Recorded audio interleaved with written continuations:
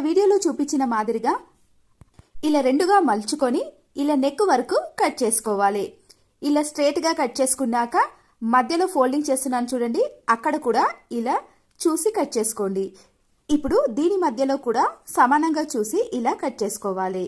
ఈ కాజా పట్టి ఉంది కదండి, ఈ కాజా పట్టిని కూడా కట్ చేసుకోండి. ఇలా సమానంగా కట్ చేసుకున్న ఈ రెండు పీసులను ఒకదానిపై ఒకటి పరుచుకొని ఇలా వీడియోలో చూపించిన మాదిరిగా కరెక్ట్గా మార్క్ చేసుకుంటే మనకి సమానంగా ఇలా షేప్లో కట్ చేసుకోవడానికి వీలు ఉంటుంది. చూసారు కదండి, ఇలా కొద్దిగా డబ్బా షేప్లో కట్ చేసుకున్నాం అనుకోండి, కరెక్ట్గా వస్తుంది. ముందుగానే కట్ చేసుకున్న ఈ కాజా పట్టి ఉంది కదండి, దానిని ఇలా మలుచుకొని దీని మధ్యలో పైభాగంలో పెట్టుకొని స్టిచ్చింగ్ వేసుకోవాలి.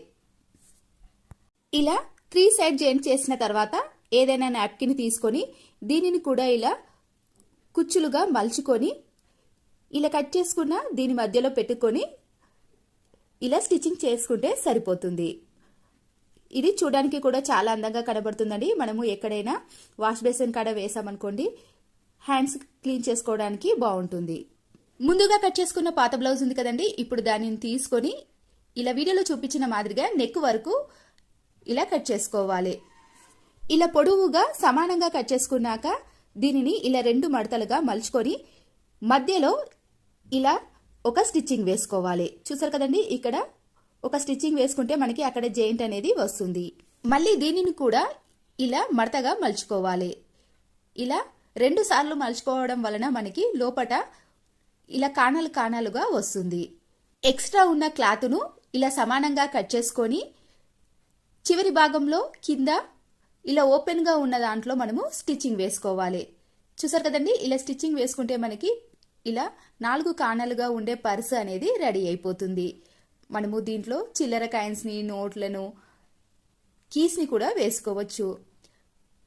ఏదైనా హ్యాండ్ బ్యాగ్లో కానీ సరుకులు తెచ్చుకునే బ్యాగ్లో ఇలా మనము లోపల ఒక సైడ్ స్టిచ్చింగ్ వేసుకున్నాం అనుకోండి, తీసుకోవడానికి పెట్టుకోవడానికి చాలా వీలుగా ఉంటుంది.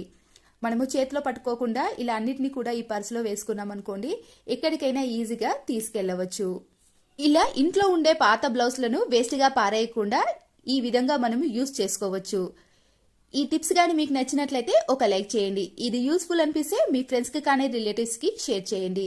నా ఛానల్ని ఫస్ట్ టైం చూసిన వారైతే please subscribe Siri cooking and vlogs. మరో మంచి వీడియోతో మళ్ళీ కలుద్దాం. Thanks for watching.